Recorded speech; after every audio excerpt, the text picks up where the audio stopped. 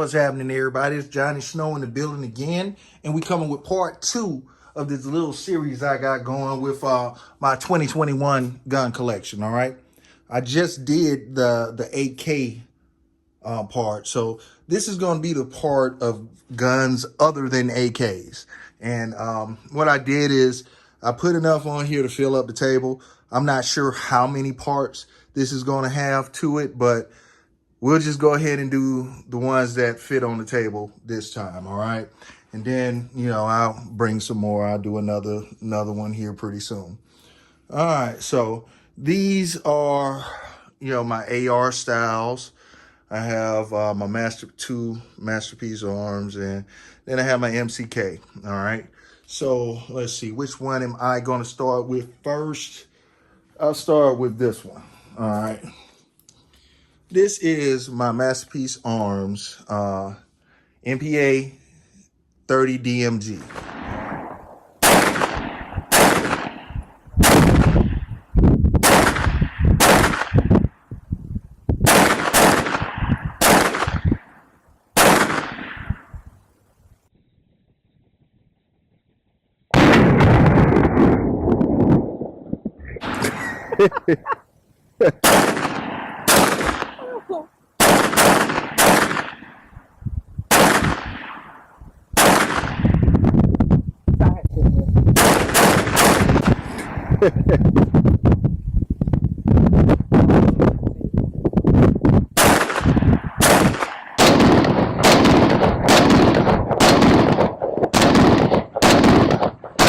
All right, and I have got a lot of mixed reviews on this gun. A lot of the times you'll see it, I'll have a angled foregrip on here that everybody tells me I'm going to jail over, so I took it off, and I got to get some more clarification on that thing. But the angled foregrip makes this gun super awesome, but without it, it's still awesome. It's still awesome. It loses the super, but it's still awesome. And let me tell you a little bit about this gun, all right? We have the Glock Magazine, all right? And this is a 9mm gun, holds 33. And it has reticulating charging handle. So that means you only charge it once. And then every time you shoot it, it still stays up front. I put the red dot on it, and I have the riser so it'll get above the sights. I have the old school 50 cal type, can't remember the gun that it was this thing is modeled after, but the barrel extension I got from US Machine Guns, and it's modeled after the old school gun. But most of you in the comments tell me if you can remember what gun back in the days had this on it. But it has that on it, and I absolutely love this gun. A lot of people talk about trigger slap. I haven't had the issue with it. A lot of people talk about jamming and all that. If you keep it clean, I don't see having an issue with it either. This gun shoots great. I love this gun. So, I highly recommend it. Highly recommend it. Highly recommend it. One of my favorites.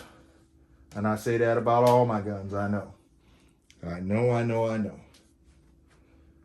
All right, next we'll do my FX9.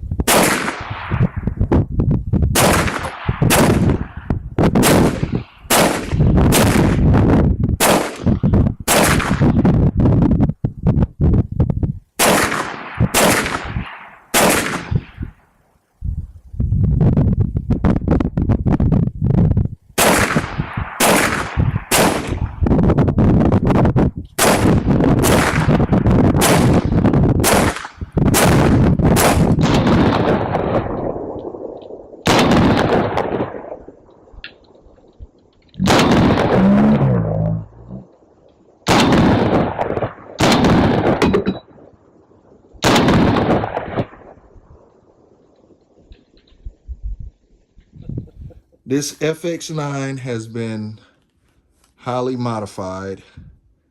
It I mean, I've done tons of stuff to this. I really should shoot it more. See, it got pop-up sights on it. And let's see. We have the pistol grip by Tyrant Designs. We have the foregrip from Tyrant Designs as well. We have the Strike Industries Cobra. That is a finger rest. It has a ramp on the front for easy loading of the magazine, and it has a finger rest on it so you keep your finger off the trigger. Yeah.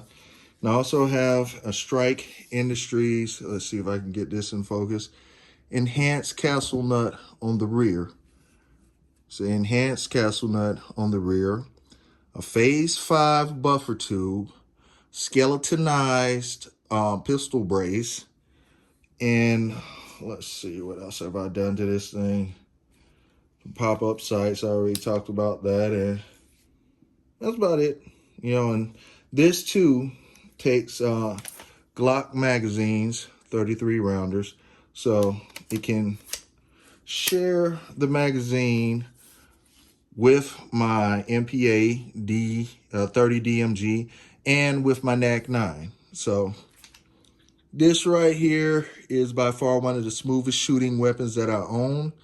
It is actually something that I purchased for my wife. She has never shot it before, but this in all actuality is her pistol. This is her gun. So, you know, maybe one day I'll get some footage of her taking it to the range. She'll really realize that even though it looks big, it shoots very smooth and it doesn't feel like a big gun. So this gun is awesome. It is something that I would recommend to let your wife shoot, train your wife on, because there is hardly no recoil in it.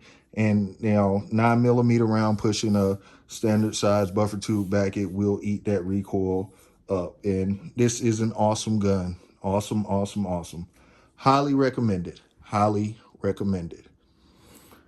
All right, let's see what I'm gonna do next. Let's do my Smith & Wesson 40 cal inside of the MCK.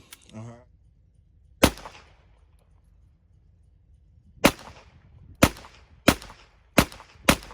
All right. This has pop-up sights as well. We have the pop-up sights on it. Have the muzzle brake on the end. I think they call it the glass breaker on it. I have two 25 round magazines in it. And again, this is a Smith & Wesson SD 40 VE. So we're shooting 40 cal. And hey, I don't have anything bad to say about this. I've shot it a couple of times and it worked good. And the only thing I could really say is that I was about to sell this gun until I saw that they was about to make this for it. So this is the only reason, this attachment is the only reason I still have this weapon. You know, just because they made this, I decided to keep it instead of letting it go. And, you know, I can say that I'm glad I did. I really like it. I really like it. It's fun. It's different. It turns an old gun to a new gun, you know, because it does not feel like I'm holding my Smith & Wesson right now. You know, so I do recommend going ahead and getting you one. If you have a gun like the Smith & Wesson that you're about to get rid of, it will breathe new life into, you know, the weapon that you're about to let go. So just think about it. Think about it. You know, and it is something that I do recommend getting. Next, I'm going to tell you about my Masterpiece Arms 45 carbine. All right. This is a monster.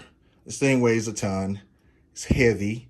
Shoots 45 ACP, and I have completely changed this up.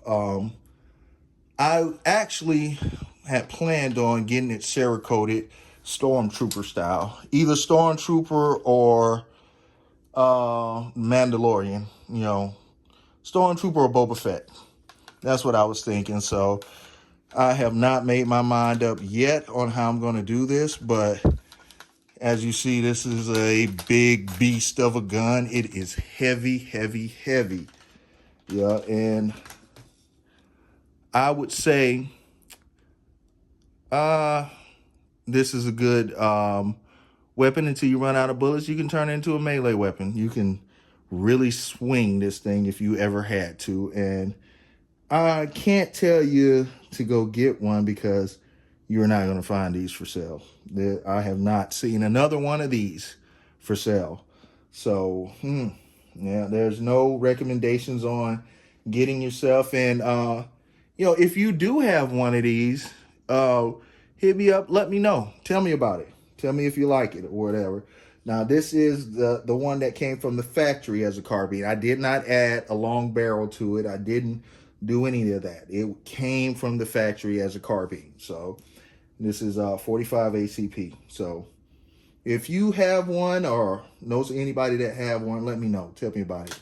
Tell me if you like shooting them. Hit me up in the comments. But the thing weighs a ton. It weighs a ton. All right. And the last weapon I'm going to do in this video is the AR-15 that I just built.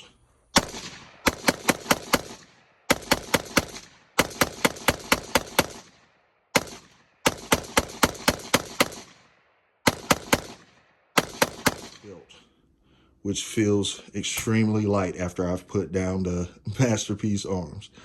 But yes, I just built this, finished it last week. Well, this week, actually. And I built one for my friend, liked it so much that I had to go ahead and build myself one. And let me show you this side. We have the side charging upper, have the red dot, green dot on it, have pop-up sights. I put a grip sleeve on the pistol grip. I have an aftermarket buttstock on it. I'm not sure how I'm feeling that just yet, but of course I have that on there. I have a aluminum grip on the front, and I didn't get too crazy with this yet. There's still a lot to go on this one. I still have a lot that I'm going to do on this one right here.